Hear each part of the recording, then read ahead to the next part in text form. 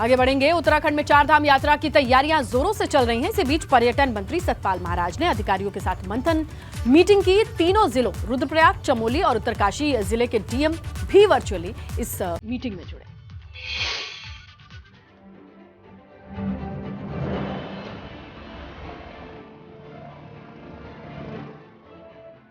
चारधाम यात्रा को लेकर शासन स्तर पर तैयारियां तेजी से चल रही हैं। समय कम बचा है और इसलिए चारधाम यात्रा की तैयारी जोरों पर है। इसी को लेकर सचिवालय में हाई लेवल मीटिंग हुई। पर्यटन मंत्री सतपाल महाराज ने निर्देश दिए हैं कि चारधाम यात्रा में चलने वाले घोड़े खच्चरों को पीने के लिए गर्म पानी की व्यवस्था की जाएगी। जो हमारे खच्चर जो हैं, जो वहाँ पर ठंडा पानी पीते हैं और मर जाते हैं, उनके लिए ये रखा गया है कि गर्म पानी उपलब्ध हो। उसके लिए जो है गीजर्स हैं वो लगाए जाएंगे ताकि खच्चरों को गर्म पानी मिले। वो मूक जानवर है, उसकी व्यथा कहने को वो बोल नहीं सकता है, तो उसके लिए बड़े हिदायत दिए गए हैं कि भाई आप टिन शेड बनाएं और वहाँ पर गर्म पानी खच्चरों को उपलब्ध कराएं जिससे किसी खच्चर की मौत न हो।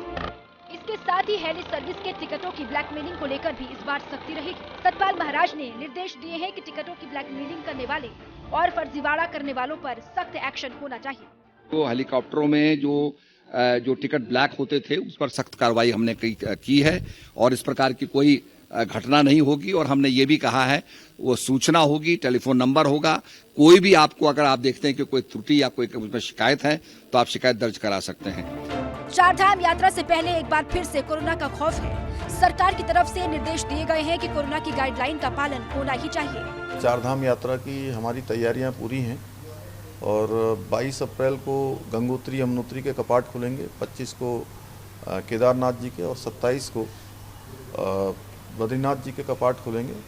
तो यात्रा अच्छी होगी। 8 लाख से भी ज़्यादा लोगों ने अभी तक अपना पंजीकरण यात्रा के लिए करा लिया है। तो कोरोना की जो भी गाइडलाइन होगी उसको हम लोग पूरी तरह से पालन करेंगे और हमारा प्रयास होगा कि सभी यात्रियों की, जो भी तीर्थ यात्री हैं, श्रद्धालु हैं, उनकी यात्रा अच्छी हो, सुरक्षित हो और स्वास्थ्य की दृष्टि से भी अच्छी हो और सरलता से हो। इस बार चारधाम यात्रा के लिए 2 महीने पहले ही पंजीकरण शुरू कर दिए गए थे। अब तक 9 लाख श्रद्धालु पंजीकरण करवा चुके हैं। एबीपी गंगा के लिए देहरादून से पंकज राणा की रिपोर्ट।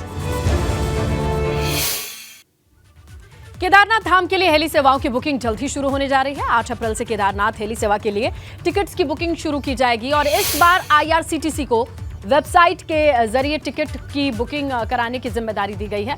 पर्यटन विभाग ने रेलवे को टिकट बुकिंग का जिम्मा दिया है।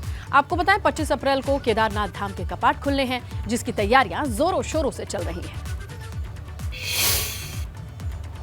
हेमकुंड साहिब के कपाट खुलने की तारीख भी तय हो गई है। 20 मई को हेमकुंड साहिब के कपाट खुल जाएंगे, मगर हेमकुंड मार्ग पर अभी भी बर्फ जमी हुई है, जिसे हटाने का काम 20 अप्रैल से शुरू होगा।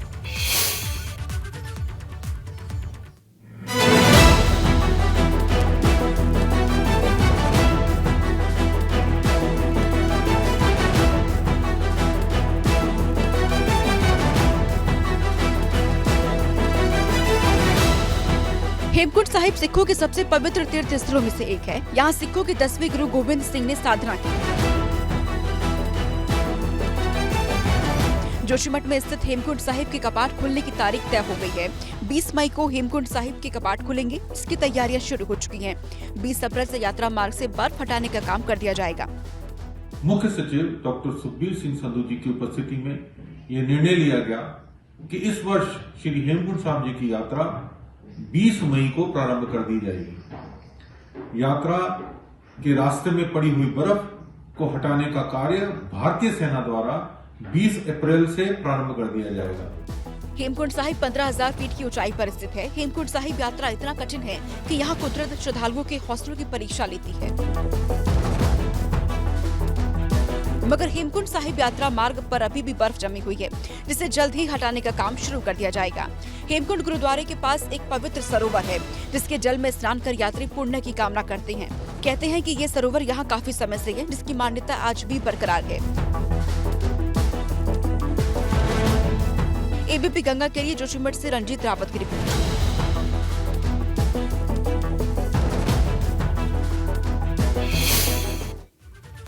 और उधर देहरादून में एक परिवार की आपत्ति आईसीएसई बोर्ड की किताबों को लेकर है।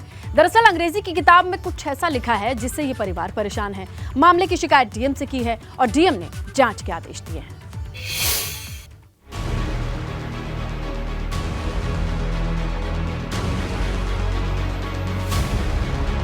आईसीएसई बोर्ड की इस किताबों को लेकर देहरादून में विवाद हो गया है। दूसरी कक्षा में पढ़ने वाले एक छात्र के अभिभावक की आपत्ति इस बात पर है कि इस किताब में अंग्रेजी के शब्द फादर को अब्बू और मदर को अम्मी लिखा गया है। जनसुनवाई में कुछ पेरेंट्स आए थे मेरे पास और एक स्कूल है जिसके अंदर एक पब्लिकेशन की बुक है जिसके अंदर अम्मी अब्बू से संबोधित किया गया है माता पिता को, तो उसी में उनको ऑब्जेक्शन था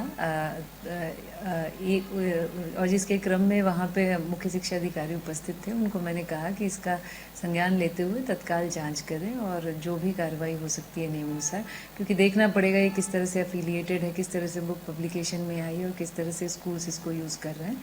पूरी प्रक्रिया को देखते हुए नियमानुसार कार्रवाई की जाएगी। छात्र के परिजनों ने इसकी शिकायत डीएम से की है। परिजनों का कहना है कि इस किताब में फादर और मदर की हिंदी समझने के बाद उनका बेटा भी पिता को अब्बू और माँ को अम्मी कहने लगा है, जबकि ये परिवार हिंदू है।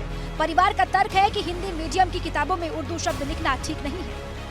इसमें एक अभिभावक है, उन्होंने एक निजी विद्यालय के खिलाफ शिकायत किया है कि उस जो पाठ्य पुस्तक है उसकी कुछ बातें उन्होंने अपेक्षा नहीं रखी थी और अनपेक्षित रूप से उनको पसंद नहीं आई हैं, तो उसमें उन्होंने शिकायत किया है।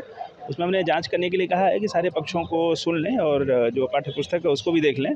उसके बाद जब रिपोर्ट देंगे तो फिर आगे कार्रवाई हम करेंगे कि किस कंटेक्स्ट में कहा गया और क्या प्रकरण है। पेरेंट्स की शिकायत है कि अंग्रेजी गुलमोहर 2 नाम की बुक में एक पाठ में मदर फादर के साथ अम्मी और अब्बू लिखा गया है। ये बुक हैदराबाद पब्लिकेशन की बताई जा रही है। मामला मुख्य शिक्षा अधिकारी के भी पास पहुंचा है, जिसकी जांच की जा रही है। मैंने वो पुस्तक भी देख ली है और मैं आईसीएसई बोर्ड से भी जानकारी ले रहा हूँ और आईसीएसई बोर्ड के विद्यालयों से भी जानकारी ले रहा हूँ, क्योंकि ये प्रश्न एकेडमिक स्तर का है, क्योंकि उसके पूरे संदर्भ को देखना होगा। तो इस पर हम चाहेंगे कि कुछ विशेषज्ञ लोगों के राय मशवरा लें और उसके बाद ही तब इस पर कोई आगे की कार्रवाई की जाएगी। प्रशासन जांच तो करा रहा है, मगर बड़ा सवाल ये है कि इन किताबों के स्कूल पहुंचने से पहले जांच क्यों नहीं करवाई गई। हजारों किताबें छप गईं और स्कूल तक पहुंच भी गईं, मगर अधिकारी उससे बेखबर बने रहे। एबीपी गंगा के लिए देहरादून से अजीत सिंह राठी की रिपोर्ट।